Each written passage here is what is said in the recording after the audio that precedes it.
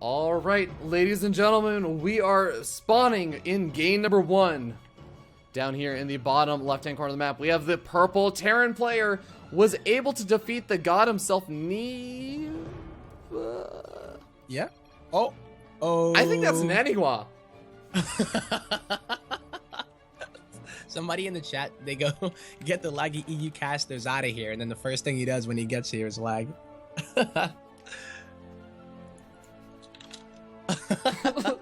Oh boy, that's brutal.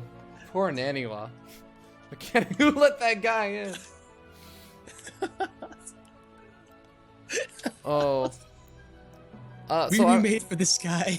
I'm hearing from my super secret chat, Rip Z's, saying that Scarlett has been complaining in the chat earlier on, saying that she was, I guess, looking to try and get some sleep. She's been feeling pretty tired with all of this downtime, so this is probably not making her feel much better. We remade for this.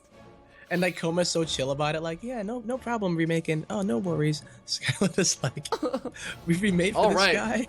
All right, Tempo, take it away with that second player introduction. Okay.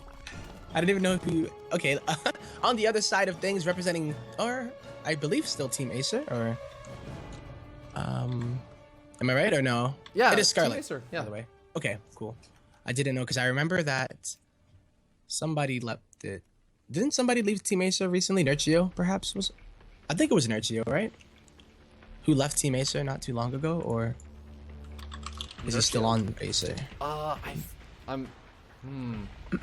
don't remember. Probably the wrong person. He's on Euronics now. Okay, so that's what I was thinking of.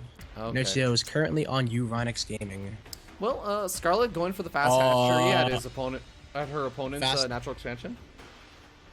Nothing too out of the ordinary here, guys. Wow, Drones that is a being very made. ballsy location for it. All right, so the proxy hatch with the spawning pool going down now.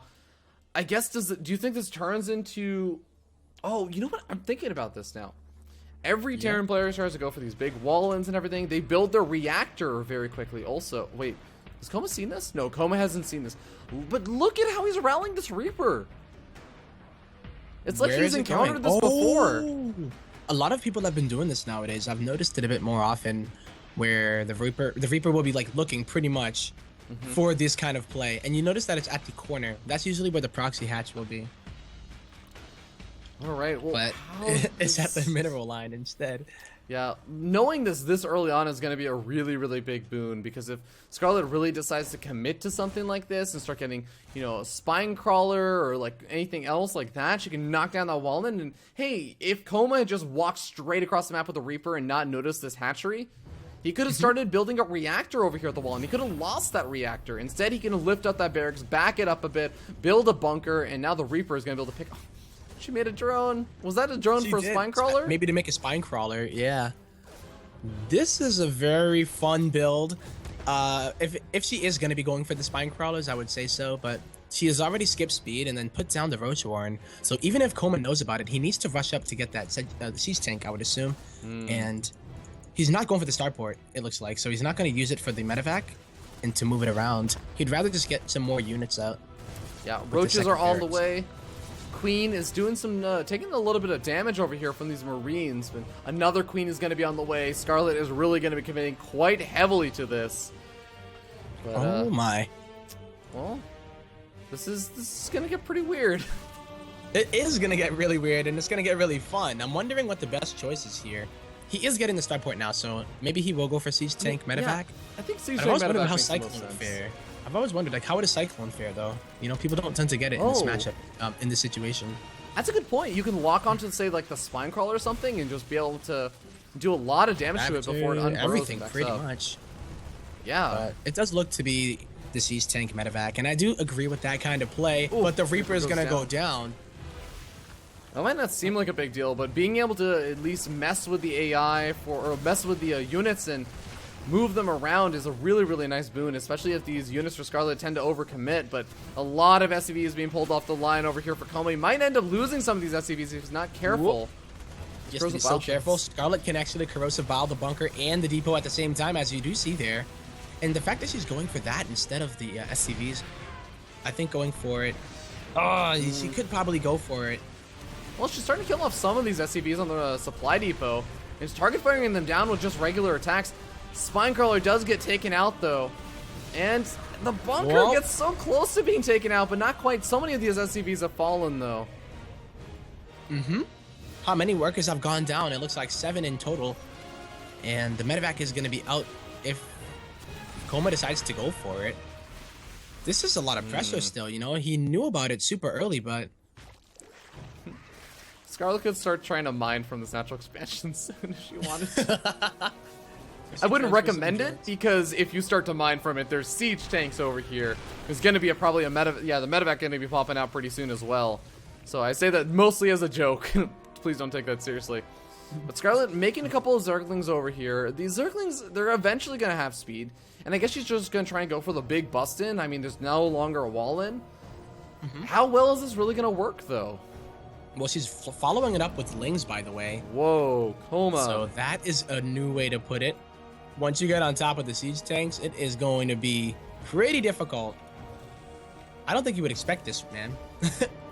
This is gonna come highly unexpected, I think, for Scarlett, as the medevac drop moves in. But here we go, Zerglings swarming on in. The siege tanks don't have a medevac to protect them or lift them up, and the bunker's gonna go down. I think that I don't see how KoMA can possibly hold this with a few units he has left. I don't think he can. He just can't do it. The SCVs are going to come off the line, but Corrosive Bile, almost like a Baneling there. You don't want to clump up your SCVs when it comes down to that. And now the production getting camped. The Lings are inside of the mineral line. It looks like KoMA might be falling here in game number 1, despite finding it quite early. Scarlett pulling all of her workers. She doesn't have anything back at home to defend. So this is like a weird base trade, and I think that KoMA may just say, like, I have 2 orbital commands. Come at me, bro. Like, let's do this. Okie dokie then. Well, all it will take is a few Lings, I would say, to actually deal with it, and she can still continue to put the pressure on. KoMA is down to 0 SCVs right now, and as soon as this drop gets cleaned up, is she gonna pull her drones and just mine from the natural? I think that she does, because I mean, there's no reason not to. All KoMA has is 1 medevac worth of units. That's it, and a bunch of buildings. Oh wait, this is behind the destructible rocks. He can build a tech lab. He can get out a Banshee. Or a Liberator, I suppose, but I would actually kind of like a Banshee. What would be more ideal, right? I think a Banshee, right? Because you want us. There's still Queens out, and there's still a spawning and Ravagers pool. Are good. Against Liberators, right? Yeah, exactly. The Ravagers will be able to kill off any of the Liberators. And really, KoMA needs to make sure that he shuts down the mining of Scarlett right now. Good positioning over here with these Marines. He's got to be really careful. Cost-effective trades. He's going to be able to deny more of the mining over here, but the Ravagers coming in. Avoiding some of those shots, loses one of these Marines. He's gonna try and stutter step his way, kills off the hatchery. Oh my god, down goes the hatchery, but Scarlett does have about 60 supply to the 9. And he's still not mining from the gold. Like, he floated over here, but he never actually did anything about it. He's getting some minerals now with the mules from his main base. Long. Amazingly enough, I guess Scarlett didn't anticipate that there'd be a retaking of that, but oh, the Zerglings coming over here. They are just trying to deny mining at the gold. They're not actually thinking about scouting the rest of the area for the remaining production facilities. This is so funny and dumb. This is... At the same time. Like, technically, there is a way for KoMA to come back, but... it's such a remote chance, though. Yeah. Spore Crawler's going up. Scarlett might end up losing the Queen, but this Banshee has to literally shut down all of the mining over here. And I don't know how it's going to really do it. I don't believe he was able to afford Cloak, right? No. He's going to be killing drones. You know, he's getting... Oh, my God. KoMA... Oh, don't lose the Banshee, though. Oh, this has got to be a Wings of Liberty Banshee tempo. This has got to be one of those Banshees where the standards was that you get 25 to 30 kills. Oh, man. This is really funny. And I'm not going to count KoMA out just yet, but he's having a hard time trying to find a place to mine from. He only has 2 Marines left in that medevac. He is not going to even be able to shut down both the natural and the main base right now of Scarlett. Expansion. Yeah, I think KoMA's dead, actually. Never mind. Yeah.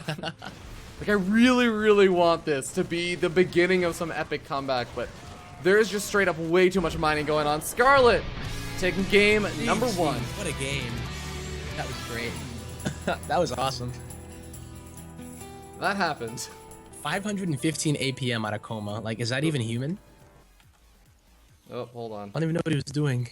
I got the wrong chat pulled up. There we go. Oh, no problem.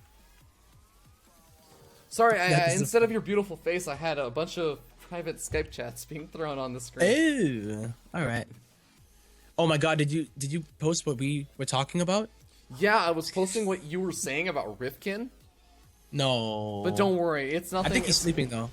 And Yeah, Zombie it's- Grub wouldn't rat me out, right? Zombie Guard wouldn't I write don't you think out on so. that, no. I mean, everyone Alright. knows that Rifkin's is a vampire. Like, the fact that we're discussing it in private doesn't really matter. Yeah. But I feel like the more I discuss it, you know, the more. Scarlett, get out of the chat! You're playing a series! Damn it, Scarlett! This reminds me of, like, Hearthstone, who, like, this was even happening earlier today. Hearthstone, when he plays on BaseTradeTV, he bets Partoofs on his own matches. Does he really? Oh, I gotta jump in here. Yeah. Wow.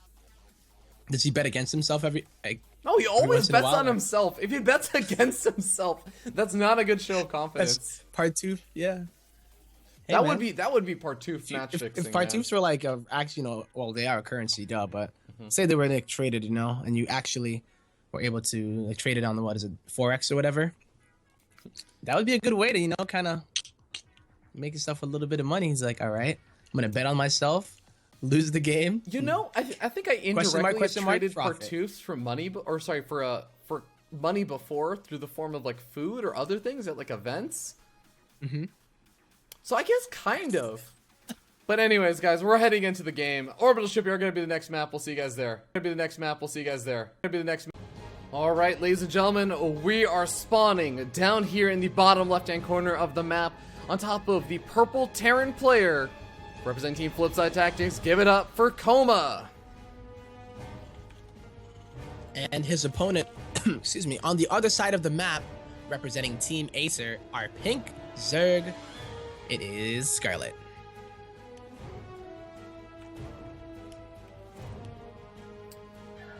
Okay, so last game, clearly a very strange game, with Scarlett being the one making it a strange game, right? Going for the proxy catcher and everything. Of course, KoMA doing the paranoia scout, not even scouting across the map, just sending his SCV. You'd be like, did you take my natural expansion? No. Okay, cool. We're good. Getting in the head. Very, very important to do in a series, especially best of 3.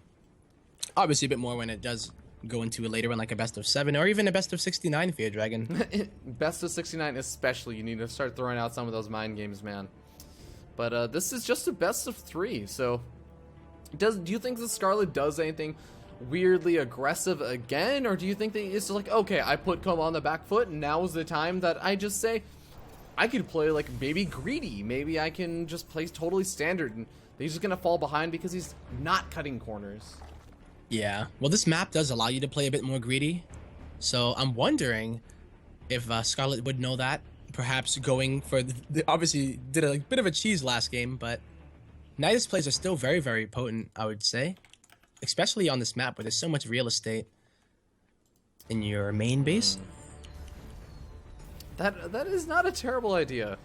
But factory going down over here for KoMA next to the reactor is probably going to be a opening that a lot of Terran players have been sort of reverting back to, that reactor Hellion opening with a no third command center coming down just yet. So we're not seeing a really fast 3cc build that I think a lot of Terran players also enjoy going for. But he does have double gas. So Yeah. makes me think that it is going to be some kind of a tech opener. Yeah, maybe like a Widow Mine drop or a Liberator opepening. I think Liberator opening would maybe make a lot of sense. This It's is a little more Orbital common Shipyard. nowadays. Especially on this map, right? Just because there's so much different, so many different areas where you can try and go for that Liberator harassment.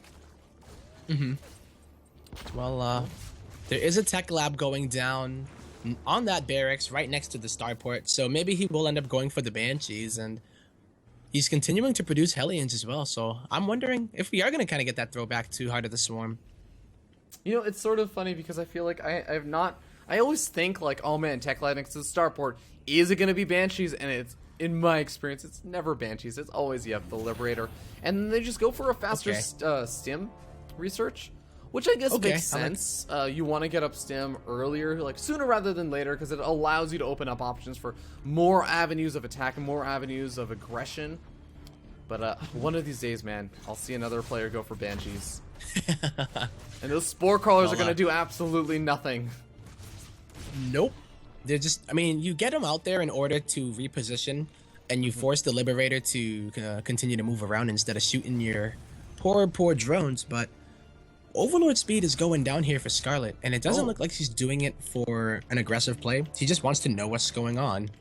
Yeah, I'm starting to realize now that she's kind of in the dark about things. Overlord speed finally finished up now, so she sends stuff in. Overlord scouts out the starport as well as the barracks and probably assume that the tech lab is there.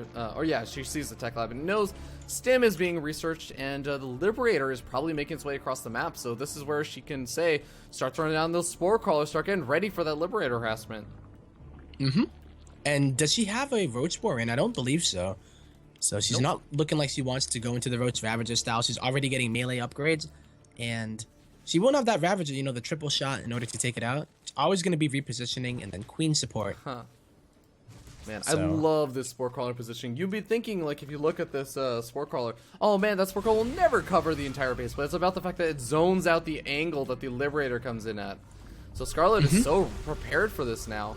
Creep Tumors are going to be taken out over here with a scan. These are all the active Creep Tumors. You do not touch Scarlett's creep, right? She's just like, how dare you? Scarlett has a lot of energy left on these queens. She can actually rebuild these, and these queens should be able, I think, to at least force out additional scans if KoMA wants to take out that creep. But yeah, Scarlett is known for a creep. She even has creep coming down from the natural expansion, or sorry, the third expansion on the left side of the map, getting ready to spread around creep for the fourth. That's so cool. That came all the way from the main, by the way. Oh man, I love watching. This is what I really like about Scarlett and her creep spread, is that she just goes out of her way to get the creep spread going because she knows how important it is in the later stages of the game. And even, for example, getting it over to the fourth, that makes it much easier for her to take a fourth expansion because even against like early aggression, she can move those queens over there much more easily. She doesn't have to worry as much about, for example, Liberator or drop harassment. Yeah. It's so much better when you have that amount of creep to be able to maneuver your queens, especially since you're not going to be going for Ravagers. So we're seeing like that Lingbane Muta, and I've noticed a bit more whenever people do this style. It's a little bit less heavy on the Mutas because of how effective Liberators are against them, but it's still, I have only seen players that outclass their opponent really make it work awesomely. Like I feel like they would have gone, like, you know, equal players tends to not work as well against nowadays, but I don't know. Well, we'll have to see. Scarlett is a very, very strong player, so... and honestly, the creep spread also is really, really gonna, I feel like, gonna be conducive to one of those Ling Bling Muta styles. Just because that's one of the really, really big important things. And, well, Zerglin's getting surrounded on a couple of these Hellions. Man, yeah, that's actually a good start. KoMA's using a lot of scans to clean up this creep. He does not want it to be going on because he knows that if he leaves it untouched, all of a sudden it's going to be at his natural by like the 10-minute mark, the way that Scarlett tends to spread her creep. It's really smart. So. I love the play. And whoa, Scarlett going for not the usual fourth expansion, going for that bottom middle expansion, or sorry, that not bottom middle, the right middle expansion.